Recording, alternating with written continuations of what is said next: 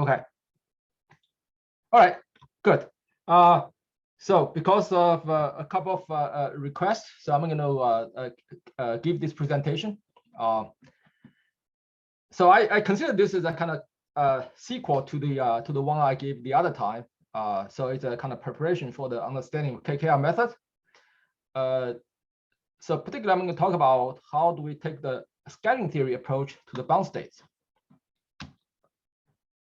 So why we want to do this? So that actually it allows the full potential treatment of core states, because we usually don't treat core states on the full potential basis. We only treat core state. We usually assume that potential is only take the spherical part of the potential and use that potential to treat core states. But indeed, actually, consider a crystal. The crystal field itself is non-spherical. So in principle, we should treat the core states just like a valence with the full potential. But however, for the core states, we consider that this in the potential there's a Coulomb term. There's a created by the nucleus of the given atoms. So this Z squared divided by R we always consider as a dominant term in the potential for when we apply that potential to the core states, because core states usually is very highly localized. So it's likely that this minus Z squared divided by R is dominant. So we can ignore those non-spherical terms. We only use apply this and plus some exchange correlation part of the potential to treat the to deal with the to solve the core states. But the problem is for those core states, from very deep core means the energy is so low, and up to shallow cores we call semi-core states, energy is relatively higher. So this kind of considering maybe not appropriate. So actually the crystal field could have some strong effect on those shallow core states. So we need to establish a unified approach to both valence and semi-core states. Okay, that is in terms of methodology. If we are able to treat both semi-core and core state based from the scattering theory, and be able to identify, in order to do so, we should be able to identify the bound state from the scattering theory. Okay, so that's kind of motivation we have. So the question is, how can we do that? Let's see, there's a chat.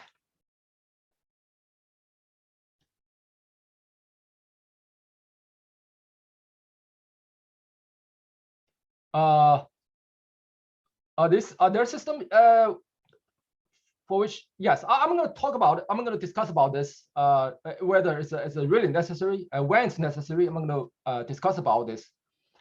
Okay, yeah, welcome to interrupt me, okay? Because I try to make this educational and pedagogical, and try to establish from a very fundamental basis. Just no problem if you have any questions, okay?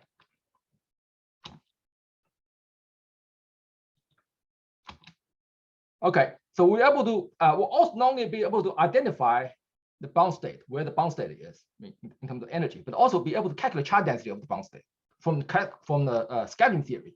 How can we do that? Okay, so let's kind of review what a KKR approach in general to for the all-electron method. So we treat both core and the valence states, right? So consider that if we draw consider the energy, then we have deep core states at very low energy, low end of energy. Remember that for the bound state, the density of states is a delta function. Okay, we all know that. So that's why I have a very sharp spot here. Shows it's basically a delta function. And we may have something called semicore. The difference between semicore state and deep core state is a kind of ad hoc. Okay, semicore we usually consider that energy is higher but still negative. Okay, but its charge density may be a little bit extended, may go beyond atomic volume. So those are spherical states, but they're still considered bound states because the energy is negative. And then there's a valence states, right? It extends from the bottom of the valence band to firm energy and beyond. Yeah, I have a question. Yes. These semi-core states, are they the same basically in the atomic limit and in the crystal, or they are affected by things like crystal fields? When you solve this, they're all affected by crystal field, because we consider that this atoms is in the crystal environment. So when you solve them, no matter deep core or semi-core, they're all under the crystal field. The problem is for deep core states, the dominant term is Z over R. So Right. it appears to be atomic potential. But for semi-core states, because energy is higher, those states tend to get is more influenced by crystal field. Do you find typically crystal field splitting that's significant for these semi-core states? Yes, there will be more significant when we try to say apply a pressure to the crystal. And when the atoms are closer to one another, the semi-core states, all the core state will start to shift up. And semi-core state will get more affected by a crystal field. We should do some kind of more numerical experiment. We need to demonstrate cases. Okay, By physics, by intuition, we can imagine that a semi-core state should be affected by crystal field. But I don't have quantitative some kind of number to show you, unfortunately. But something experiment we need to do, some numerical demonstrate how much has been affected. Okay, all right. So of course, the KKR is an all-electron method, so we can do a deep core. We can do both. We treat both core states and valence states, right? But we apply full potential to the valence states usually. But for the core state, we don't. We use a spherical component of the potential to do that. I'll explain the reason, right? And for the valence part, we take a contour integration. We calculate the Green's function and take a contour integration and calculate a charge density for that. And we apply different method to calculate charge density for the core states, for deep core and the semi-core. And I'll explain that how we do that. Where the Green's function itself we calculate based on multiple scaling theory, which is basically KKR method. So that's how we do things in the KKR method. Okay, so what happened to really when you bring these atoms closer to one another? For example, you apply a pressure to the crystal. What happens is all the states just start to move up. Then the semi-core states, because they are more extensive than the deep core, and it's going to be those semi-core states. It's going to see the neighboring atoms, and they're more. In principle, here's a kind of intuitive picture that should be affected. Should have like a little spread in the denser states. This is kind of picture we would expect this is going to happen. Especially when you in the process of giving pressure to the crystal.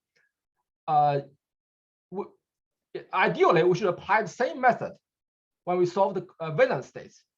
We should apply the same method to the semi-core states as well, because in this process, it's hard to apply one method, like the scaling theory method, to the valence state, but apply another method to the semi-core, and it's not going to work well. We want to really treat semi-core and valence states on the same footing. So this kind of motivation we have. So a valence band, core state, firm energy, and all they can rise, as I just explained. Semi-core states are expected to be broadened and eventually become part of valence band. Okay. That's why when you consider these high pressure problems, this become an issue we have to deal with. Because we treat core states, both deep core and the valence and the semi-cores, are based on using spherical potential. But there's a problem certainly here, that the spherical potential approximation is not appropriate anymore when solving for the core state, semi-core states. And also, how we normalize the semi-core, the charge density in the semi-core states is also problematic, because when we treat core state in general, we normalize the states inside certain atomic sphere, maybe Muffin sphere, for example, some finite region, but it certainly can become problematic if we do that. Okay, so let me explain why we treat core states differently than the wavelengths. Okay, so how do we treat core states in KKR or in other arbitrary methods? Like for example, in FLPW method, in the all electron method, how we treat core states in general. In this case, even though there's a crystal field, the thing is we're going to only take the spherical part of the potential. The reason we do that, once potential is spherical, the Kong-Shan equation. Sorry, there's a phone. Let me shut it up.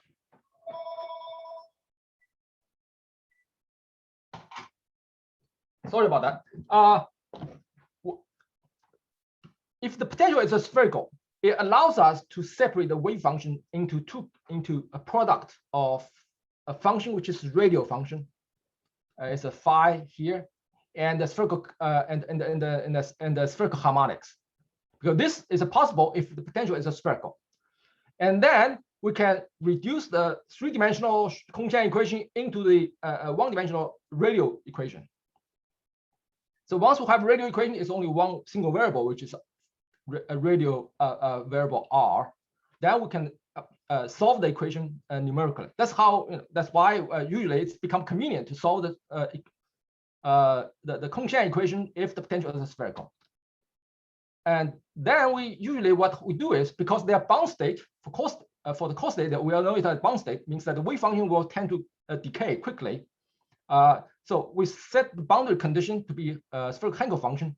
But the spherical Hankel function, if the energy is negative, the square root of epsilon is kind of imaginary, and we know this function will decay quickly.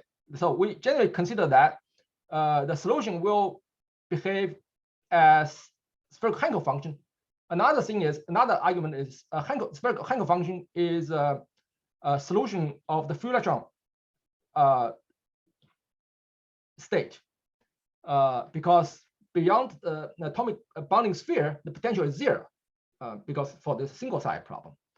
So outside the bounding sphere, electronic state should behave as free electrons. That's why we choose Hankel function here, and and also because it decays quickly, so it kind of satisfies the boundary condition for the bound state. That's why we choose this, and then we solve the another boundary condition is at origin that r phi is zero.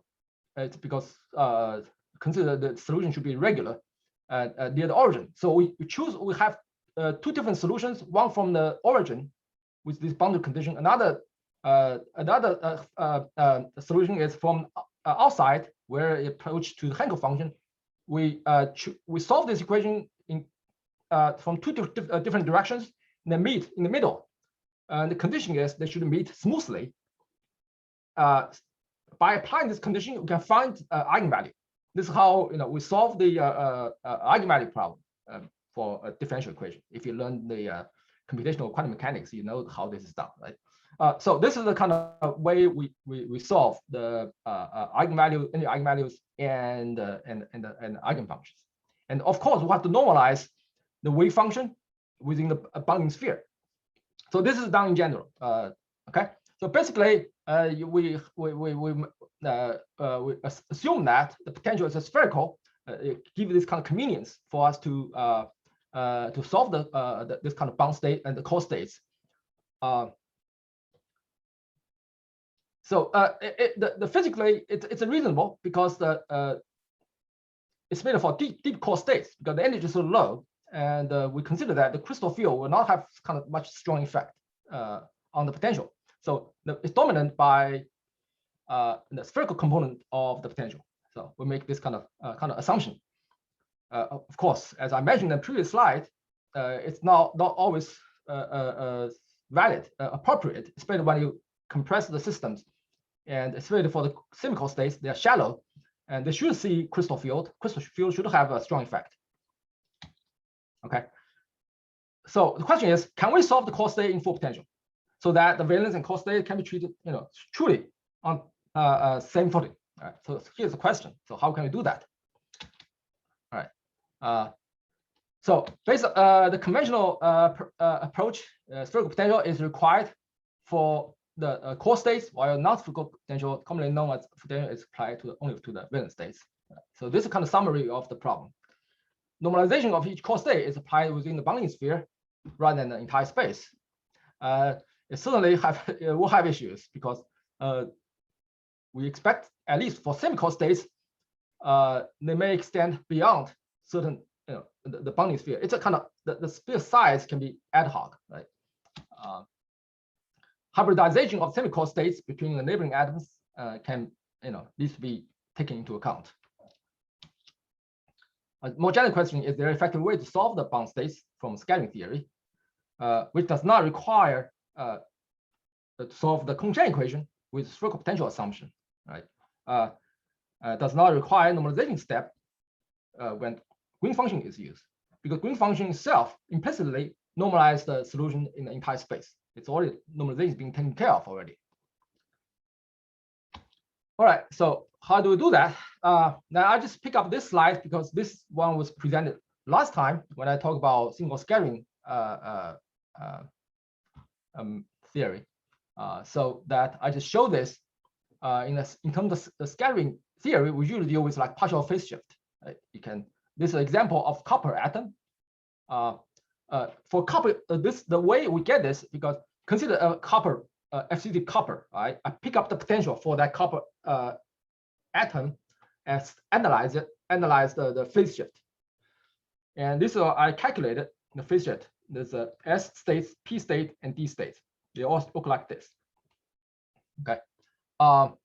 This partial phase shift as a function of energy. Remember, the energy is positive, right? There's no phase. Which usually we don't talk about the scattering problem when energy is negative.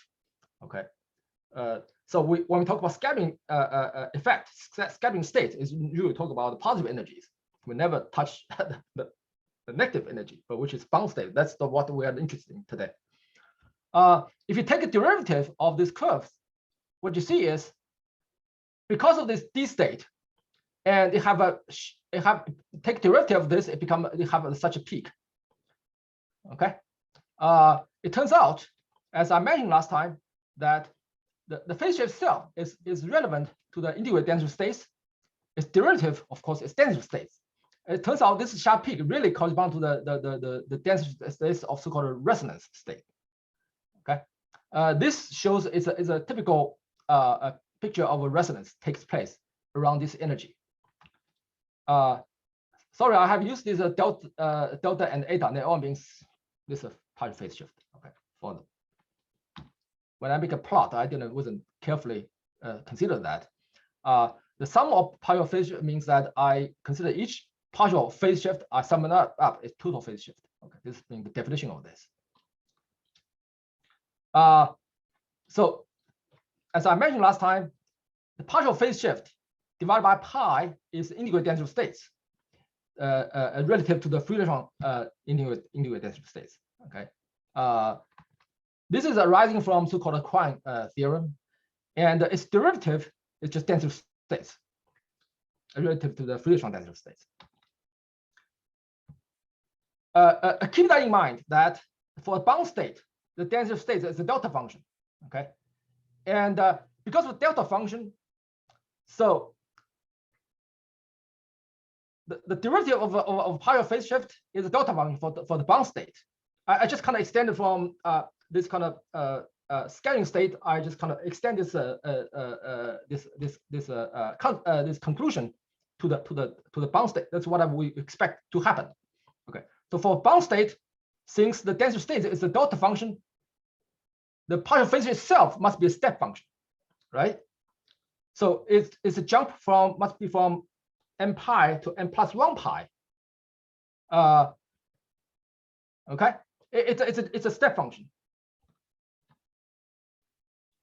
The reason is a jump from pi to n pi because this 1/pi is integrated density states. It must be tell the number of the states of a bound state, which means it's only one. It's one, right? A bound state means that there's only one state there. That's why the eta divided by pi must be 1. So the eta itself must be pi or multiples of pi. Okay.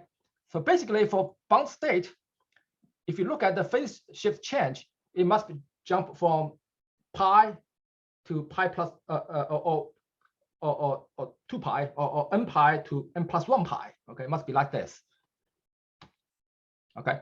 So another thing we learned from last time is that for the spherical potential, we write the S matrix is written as an exponential function of 2i times partial phase shift. And you can calculate partial phase shift in terms of S matrix in this way, right?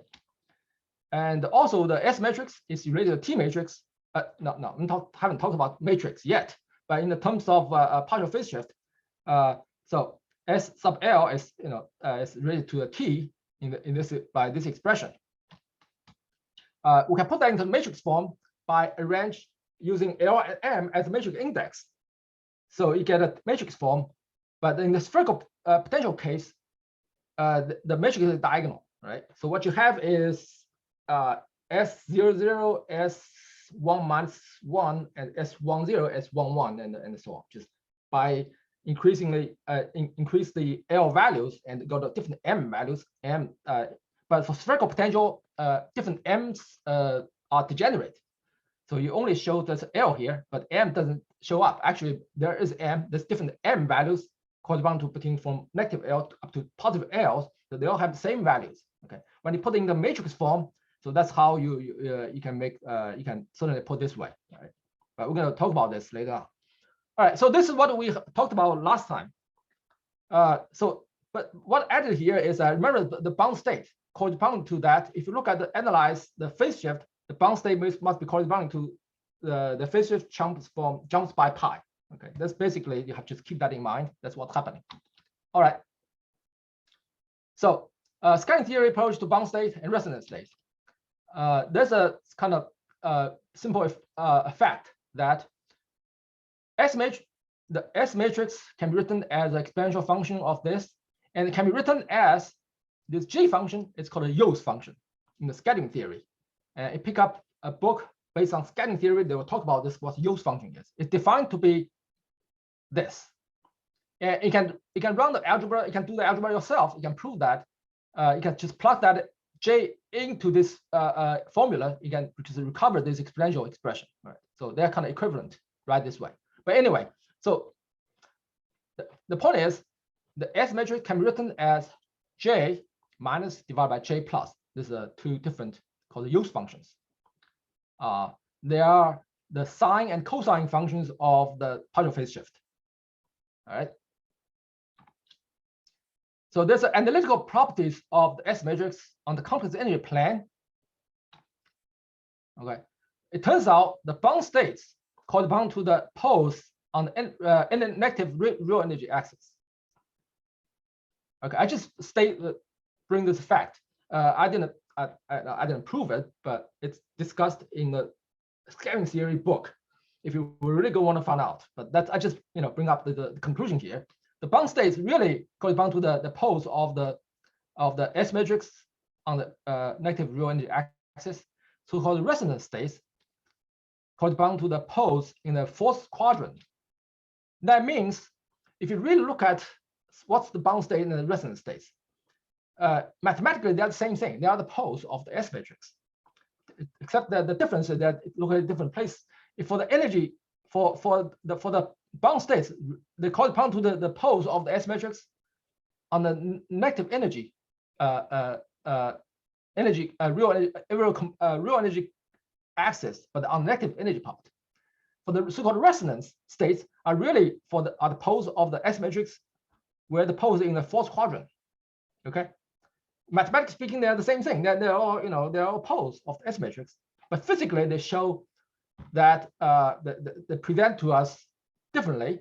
They correspond to poles in the different locations, right? So all we want to do is how do we identify the poles of the S matrix, which has to be on the real energy axis, but with negative energy. Okay, so this is kind of things we need to identify, to pick up. All right. So why they're the poles? Okay, so let me give you. If you look at this J here, you may surprise. Doesn't appear to be a pole. Let me give you a little analysis here.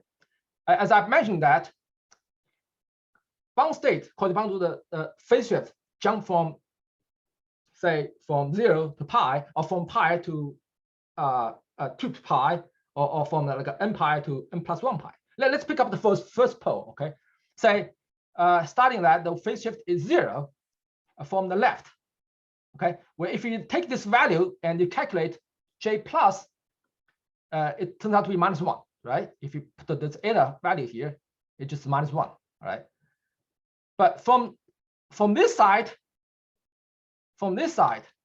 as I mentioned that for the bound state, it must be like corresponding to the phase shift jump pi.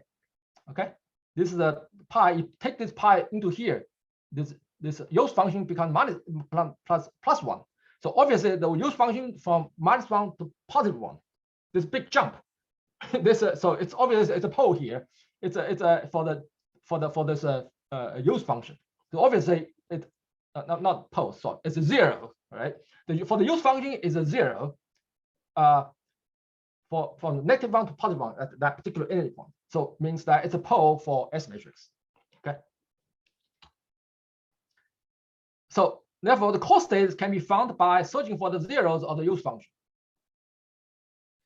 for negative energy. Okay. So obviously, we kind of establish a kind of methodology here that to find the bound states, all we have to do is search for the zeros of the Yost functions. So all we have to do is calculate this quantity, Yost function, and search for the zeros. So those zeros are the bound state we're looking for, right? So another thing is just from Quine theorem that we know the number of core states below energy epsilon is given by this. Okay, that is, if we can calculate this quantity, it basically it tells us how many core states below that energy. Okay, so this also gives us my idea that you can also always search for whether, given any energy range, you will know whether there's a core states there. It's by you run a set of calculations using this formula and determine that if there's a core states exist. All right. Okay. Anyway, so this basically gives an idea how we determine whether there are core states there in this energy region, and then we can try to find a way to find the bound state by searching for the zeros of the Yost function. All right. So how do we do that? How do you find the zeros of Yost function? There's an effective way, a quick way to do that. Okay. So before I talk about it, let's jump from the so-called Yost function to Yost matrix. In general speaking, we start from like we need to give a more general form that talk about so-called full potential. We have to just abandon the spherical potential assumption. So in general, in the full potential case, the angular momentum L is no longer a good quantum number. So the concept of partial phase shift is no longer valid. Okay, so we need to abandon that using the expression in terms of partial phase shift. In general, that's possible. That is, we can the so-called sine eta L and cosine eta L, all those sine cosine functions and the Yost functions, which is expressed in terms of sine eta L and cosine eta L, that needs to be abandoned in expressed in terms of called the matrix form. Okay, if the potential is spherical, we can always write it in the matrix form. But in general, that matrix, so-called matrix form, remains. Okay, but with things we need to find how to calculate those. But in general, we should apply expressing in terms of matrix. Because of that, the matrix index, by the way, is L and M. Usually we use a capital L to represent combination of L and M. L starts from 0, 1, 2. If we already know that in our modern physics class. And M is from the negative L to positive L, right, between different values of different L's. So in the general matrix form, the S matrix is written as use matrix times this not use matrix inverse. Right? I write this way, just kind of intuitive way to write it, but in principle, you should write it as an inverse of matrix. The use matrix itself, there's two different use matrix, by the way, here, right? The superscript negative one is given by this, and then the other one is given by this. Okay. This S and cosine, this S means this small lowercase s means sine matrix. Lowercase c means cosine matrix, correspond to the sine eta L and cosine eta L. But in general, it's calculated using this formula. And how this formula come from, and we can talk about it some other time. But I just accept this as a fact for now. So it's calculating this using this formula. If the potential is spherical, we can prove that this is going to reduce to the sine and cosine functions of the partial phase shift. Right? But this in general, this written in this way.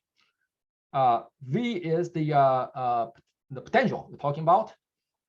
V doesn't have to be spherical anymore; can be non-spherical. The general LDA potential. J and N are spherical Bessel function and spherical Neumann function. And Y is a spherical harmonic. And this phi here is a single side solution. It's with a unique boundary condition at the origin. Is shown by here. Okay, this is just a single side potential, and we should solve this problem by taking these boundary conditions at the origin to be spherical Bessel function. So this is kind of boundary condition that we apply to solve the phi and use that solution to calculate sine and cosine matrix. This is one particular kind of regular solution we are interested to solve, because this function help us not only find sine and cosine matrix, but also we can use that. Once we have sine and cosine matrix, we can use that to calculate not only the S matrix, but also the T matrix, and also the use matrix. All right. So to find the bound states or core states, all we need is to find the zeros of this called use matrix. All right.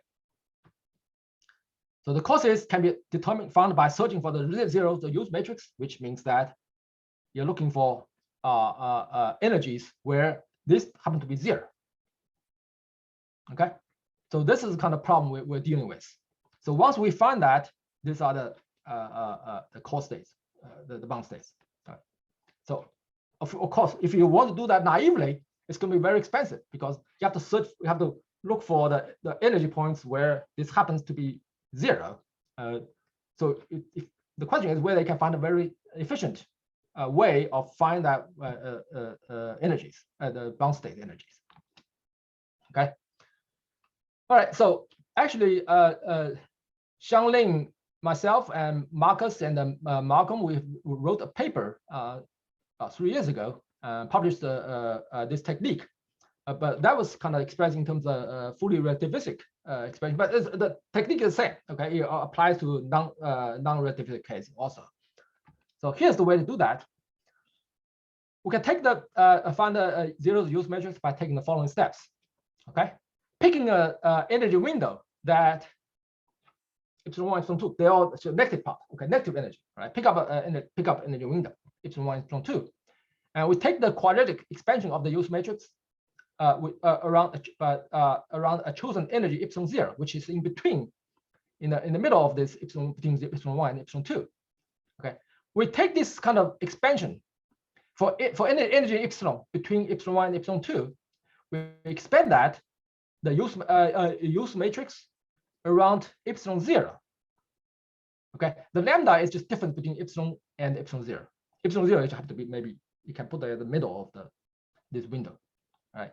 So for any energy value epsilon between epsilon 1 and epsilon 2, if epsilon 1 and epsilon 2 is small enough, and you can expand that, just like Taylor expansion, you can expand that in around epsilon 0. Right. So it just using this kind of expansion, right? And it turns out the determinant to be 0 is equivalent to the following circular equation, matrix equation. You can just prove that self easily. You can find this is to be two things the same. okay, where the B matrix is happen to be this, and D matrix happen to be this, given by this. Okay, they are evaluated at n equal to epsilon 0. Because we know how to calculate the use matrix, so we can certainly calculate this B matrix and D matrix. We just calculate, pick up, at epsilon 0, which is calculate the use matrix at that particular given entry point. We calculate B and D, the matrix, and construct such a just twice as large matrix, right? Then we solve this circular equation by diagonalize the matrix, and we can get the eigenvalue lambda. Okay, we solve the eigenvalue problem for lambda, and we'll consider that if there's a costate there, if the given value of lambda is a real number. Secondly, if epsilon 0 plus lambda is between, then okay, we say there is a solution here, which because it's a costate. Okay, they may give you eigenvalues which go beyond the range. So I'm going to abandon that. I'm going to consider that there's no costates in between. So this is a way of doing that. So the basic requirement that epsilon 0 plus lambda with a negative and a real value correspond to a costate. Okay, so this is just basically the technique we can apply. You can pick up for the certain energy range. You can pick up several windows and do this step within each window, and then you end up some window that don't have any costates, and you just pick up the costate from by evaluating this, and if this happen to be real and negative, then they are the costates. Right. So this procedure being implemented in the mass package. Right. Now you can go to the code and find that out yourself if you are interested. All right.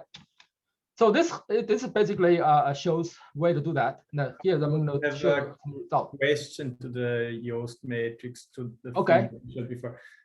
So these zeros 1 and 2 actually like in the Yoast matrix that it means like the derivative, or what is? Oh, no. You expand that. Okay, if in terms of Taylor expansion, you imagine that derivative, but you don't calculate derivative. Of course, we don't know how to do derivative. Yeah.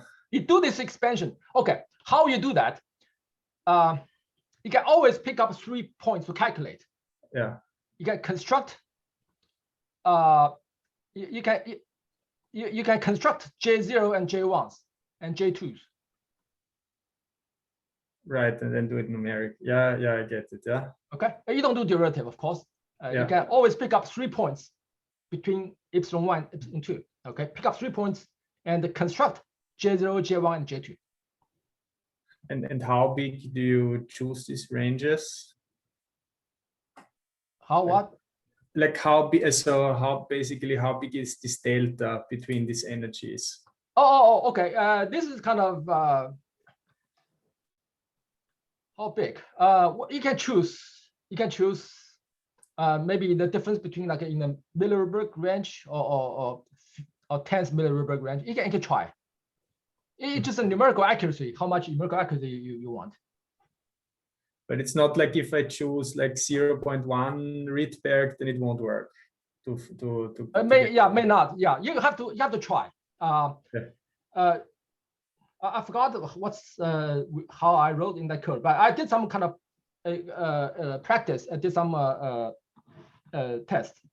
So maybe kind of window size in the millirieberg difference.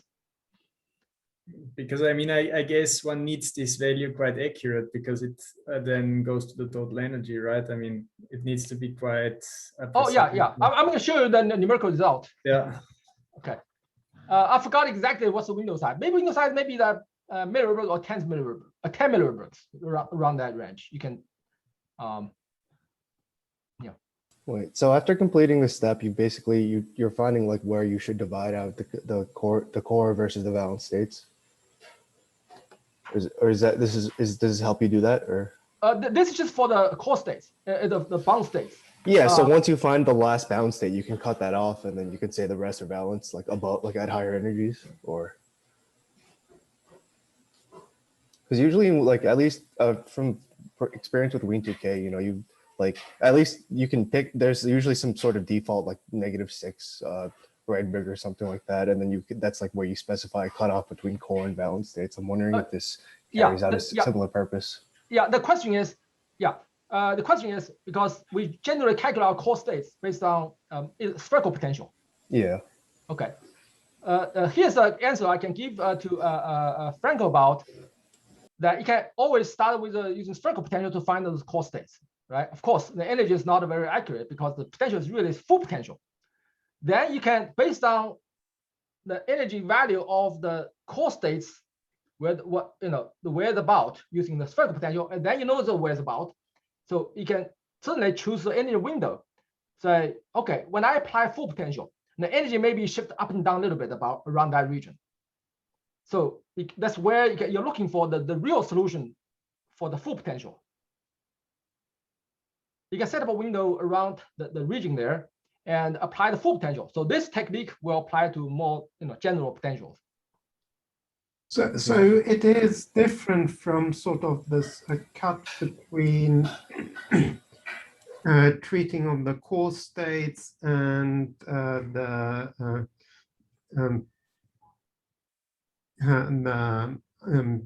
band states in the sense that if we do the division and treat the core state separately, that's not what we would be doing. This is actually having a way of including and basically also have a scattering a theory approach to the bound states. So yeah, All right. so this is different. What we choose RMT for, like in Wien2K, David was saying. What's the question? David, you were saying something. No, in Wien2K we set 6 as default. Yeah, I think that's like the default yeah. setting. So But we do that by setting the RMT of the atomic sphere for the full potential calculations that we do in Wien2K. So I think this is different from this. okay, yeah, because you like generally like have to stop some like core leakage or something like that, right? Yeah. So Oh, okay. Yeah, and also for Wien2K, they solve the core states with a spherical potential assumption. Okay. And the soft core state, that potential is a spherical. The potential is a full potential, of course. Then they're going to throw away those non-spherical part. They only use a spherical component to solve the core states. Yeah. Okay, yeah. So that is also what we would be doing in the standard approach, where you basically have the spherical solver for the core states, which are below the bottom of the energy contour. Mm-hmm. Yeah, we just want to establish a full potential approach to the core states. Okay, so yeah, this is a little bit different. Yeah. Okay, So thank you. if you rely on solving the Kong-Chen equation or solving the differential equation, you have to assume, because you apply the boundary conditions and then you solve the bound state, but from both directions to meet in the middle. That kind of approach only will work if you have a spherical potential, because you're going to work with what's called a radial Schrodinger equation. All right, you do that because your potential is a spherical. But if your potential is non-spherical, you don't have that kind of radial equation anymore. Right. Okay, yeah. Thank you. Okay. So this kind of scattering theory approach will you don't have to go through that kind of procedure, but you rather take a different approach to the bound states. So I'm not assuming potential is a spherical here anymore. Mm-hmm. So this is a more general approach, right? Okay, so some kind of computational result that I look at for example, look at the copper, calculate with the FC full potential, calculating, got a computed result. Then I pick up the potential and look at the core states. This is calculated by, but again, even though the calculation for the entire crystal is a full potential, but as I mentioned about, the core state itself is calculated with the spherical component of the potential. So this is the kind of calculated result I pick up from the output data from this core states. I pick up only this. This is the kind of spherical component. And there's a deep course when n equal to 1 and 2, because those are very, very deep. So I just make this. I'll try to make this comparison for the spherical states compared to the method proposed here by searching for zeros of the use functions. And this I can compare these two values. They agree with at like a 6 figures after the point. Remember that this is kind of full potential. This is spherical potential. So I would, first of all, I would expect there's some energy, there's some difference in energy. But it turns out that the difference is very small, even though there's full potential. So even though I include the crystal field doesn't have much influence on the energy values. There's a little difference. It's rather very small. All right. And another thing is because for using this by searching for zeros, because I get those energy eigenvalues by using this diagonalizing matrix and shows eigenvalues. It shows the degeneracies. So those are the kind of eigenvalues the lambda in the previous slide gives. That they give 3 identical eigenvalues which correspond to the 3 degeneracies. Okay, compared to this value here. But of course, for this case, the equation was solving the Kong-Shan-Dirac equation for the core states, but with a c, the speed of light, very big number. So it's about non-relativistic result. The energy, there's slight difference because of solving the Dirac equation. So there's a kind of degeneracy being lifted by Dirac equation itself. The energy, they're very close anyway. So this is 2 different states here. They are very close to one another. But in this case, because I'm solving the problem I'm solving, calculating the use function is using based on the Schrodinger equation, based on non-relativity case. So the energy turns out to be degenerate. So it's comparable to this value. And again, even though the potential here is a full potential, the difference is rather small because the energy is low. It's a -4 Rydberg and even below. So the crystal field doesn't have much effect on it. But anyway, so their solution, they're very close to one. So the point is, this searching method, it works quite well, all right? And also, I don't have to assume the spherical potential. So this is one thing is just want to show numerically it works. All right, but of course, find the eigenvalue is not enough. We'll have to calculate charge density. All right, so this is kind of challenging. So you know the eigenvalues, how to calculate charge density, right? So in conventional approach, by solving the Kong-Shan equation itself, we calculate eigenvalues and also we calculate wave functions. And based on what the wave function is used to construct charge densities, right? So this kind of conventional approach, we calculate eigenvalues, calculate corresponding wave eigenfunctions, and then we normalize it. And so the charge density is given by this. Okay, 2L plus 1 because degeneracy m is degenerate. That's why the 2L plus 1 amount of these eigenfunctions, right? So this is the total charge density. So the question is how in the approach by searching for the Yost matrix, I only find the eigenvalues. I don't know the eigenfunctions. Okay, so how can we, without knowing the eigenfunctions, without knowing this phi, because I'm not solving the eigenvalue problem, I'm not solving the Kong-Shan equation. So without knowing this eigenfunction phi, how can we calculate charge density? Of course, then we say, okay, let's do that from Green's function approach. So we can try to find the Green's function in terms of a Yost matrix. And then once we know the Green's function, we should be able to, by integrating Green's function around the poles of the Yost, should be zeros of the Yost matrix. Then we should be able to calculate charge density. All right, so this is the kind of approach we're going to take. All right, so what's the Green's function look like? So for the real energy epsilon, the imaginary part of the single side Green function is given by this expression.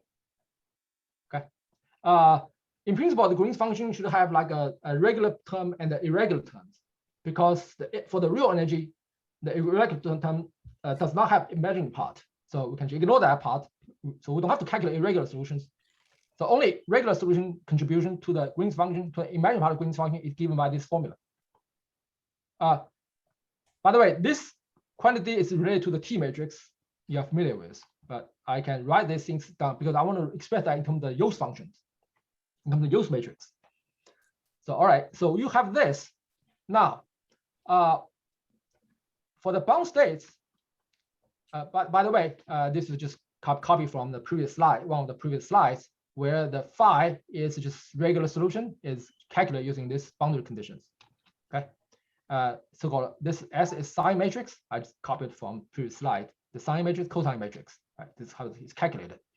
So basically, the procedure is you solve this problem with the boundary condition. You solve for phi. You use that to calculate sine and cosine matrix. And use that to construct Yost matrix. All right. So we assume that we already find the zeros of the Yost matrix.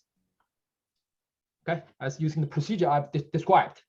So once we identify the core states, we know exactly what the epsilon c is. Epsilon c means the core state energy eigenvalue energy, right? And you can prove, okay, mathematically prove that the Yost matrix inverse, this quantity, can be written as in this form. Okay, remember this is the inverse, Yost matrix inverse. So because the zeros is epsilon c, when you take the inverse of the matrix, can be written in this way. XC is a matrix, all right? So this matrix, it turns out you can prove it mathematically that it can be constructed. It's a kind of product of the left and the right hand side of the eigenvectors of the quadratic expansion of the Yost matrix. You can prove that, but anyway. So it turns out it can be written this way. So we know exactly how XC is calculated. Because of that, then you can, the charge density of the core states is just integrate of the Green's function around that pole, right? Around the pole of the Green's function. Okay, this integration can be done exactly because of this expression. It turns out just given by this. Okay, mathematically improve this exactly, right? So now we know how to calculate charge density now. Once we identify the energy eigenvalue of the core states, you calculate phi, the single side solution, regular solution at that energy. You calculate sine and cosine matrix at that energy. You construct, then you put it here, sine matrix. You also use that construct the Yost matrix and determine what SC is. Okay, based on this, by looking at the left and right side of eigenvectors of this. All right. So you can calculate charge density for the core states. So now we kind of complete what we want. We know the any eigenvalue of the core states. We also know how to calculate the charge density of the core states. All right. So here's an example. Semi-core charge density molybdenum. I'm going to compare the charge density calculated based on Green's function approach and charge density calculated from the solving the Coefficient equation from the differential equation approach. Okay, to make a comparison. When I first draw this curve, I was surprised. They're different. This greenish curve and the black curve, they should, in principle, should agree because they all correspond to the same state. This black curve and this greenish curve, they should agree with on that, but they're a little bit different. The biggest difference is this red curve and this this blue curve. They are quite different. They are in principle, they should agree with on. But when I make this plot, they are quite different. So I was just scratching my head what was going on here. So it turns out the Green function itself is implicitly assume that the solution is normalized in the entire space, while the density, charge density calculated from this differential equation, we normalize the wave functions within atomic sphere. Then they're normalized different way. All right. So in Green's function, the normalization is implicitly done and performed for the entire space. So all I have to make this comparison, all I have to do is apply a constant multiply a constant, normalization constant. I don't know what the constant is, but a number I can easily find out, and just scale it to the SP state density, and so that it turns out to be the exact same thing. The only difference is by a factor, which is normalization. Okay, then once I do that, they're both solutions, they are exactly the same on top of with one another. That's why I don't see the difference. Okay. All right, so that proves that works after rescaling by multiplying a constant to the result of conventional method, which means by conventional method means that I solve the differential equations from both methods agree with one another. Okay.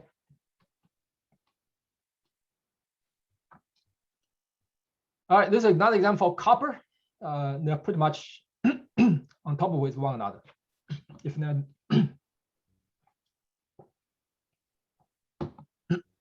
so that proves that this method also works.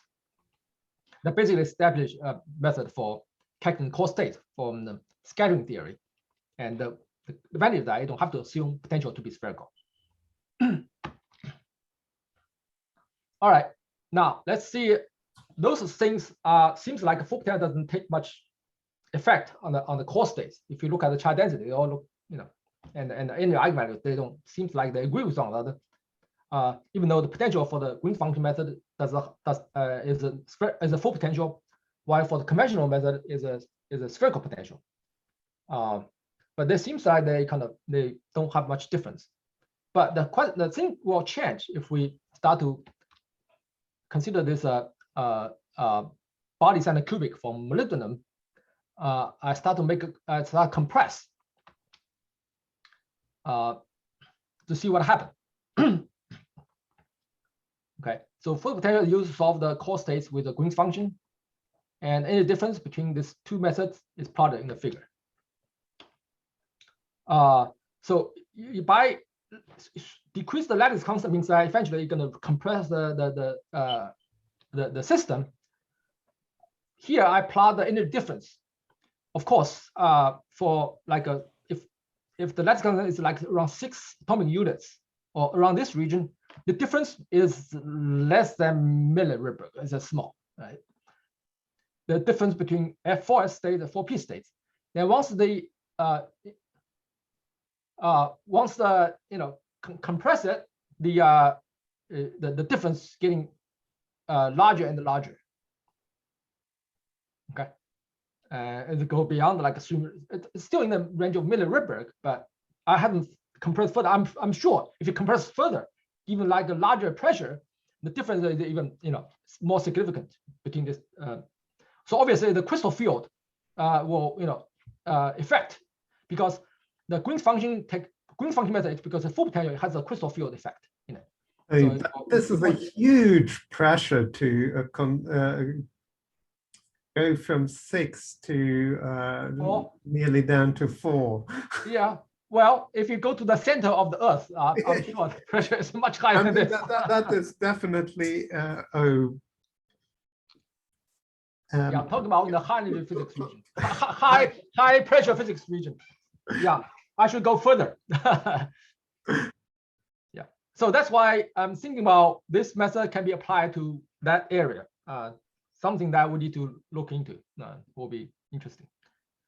Yeah, I mean, one can artificially create such a setup by basically putting some refractory metals in some nickel alloy, and then one gets the same thing basically. For example, if one does I don't know if this full potential CPA exists, but if one would do tantalum or molybdenum, just 2 or 3% in some nickel, one can create such a setup where such a high pressure state exists with very, very high semi-core states that are very much affected by this crystal field.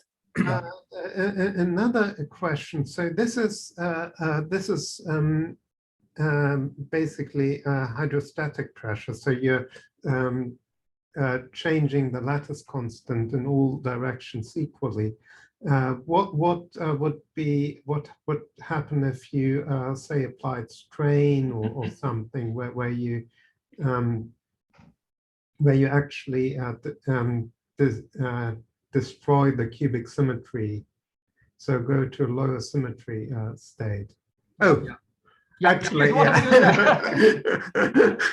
All right. So another kind of experiment that you can do, numerical experiment you can do is you can consider body center. You move the atom, you break the symmetry, and in the meantime also you bring the atom to with other atom closer to the other atoms. So that also will have some effect. The spherical component of the potential is used to calculate the core state by conventional method, by as I mentioned that by solving the Kung-Chang equation, and also the full potential is used to solve the core state with the Green's function method technique. Any difference between the two methods is plotted in the figure. So this percentage displacement is shown here. That this is just an energy difference I plotted. So you can see that the energy difference start to make quite a large difference when you displace the atoms. Of course, I'm kind of not very aggressive in displacing the atoms, because in reality, in the real material, the atom can be knocked off is from the equilibrium point by, say, some kind of radiation damage. The atom can be really knocked off from the equilibrium point, and very much displacement is much larger than this. But anyway, so I just make this kind of plot to show that I didn't make a very aggressive displacement. Another reason that I want to still keep that to be in the semicolon. But if you really make big displacement, the semicolon state is going to move up and almost touch the valence states. So that's kind of another problem is I still treat it as semicolon as I don't have the hybridization with the neighboring atoms because that things need to be thinking carefully how to take care of the hybridization with the neighboring atoms, with the neighboring chemical states with other neighboring atoms needs to be taken care of properly. So I just made this kind of numerical experiment shows the effect of non-spherical component to the chemical states, and demonstrate that can be treated properly with this technique. All right, so basically there's a conclusion that a full potential approach being taken to treat the chemical states. Why not a deep core state? Because we consider that for deep core state, because they are really deep cores, and the conventional methods still work with no problem. The crystal field will not be being kind of screened out by the semicores. But for semicores, we really have to be careful with consider that the full potential has kind of crystal field will have effect. So we can do that based on the scattering theory. So by searching for zeros, the use matrix corresponds to the energy eigenvalues of the core states, and the Green function technique is used to calculate charge density, and which can be non-spherical. So really allow to investigate the full potential effects on chemical states, especially when the atoms are brought together closer to each other due to atomic displacement on the extreme conditions. And we would expect also help to improve the Helmholtz-Feynman force calculation also with this. Okay, so that's my talk. Welcome any questions.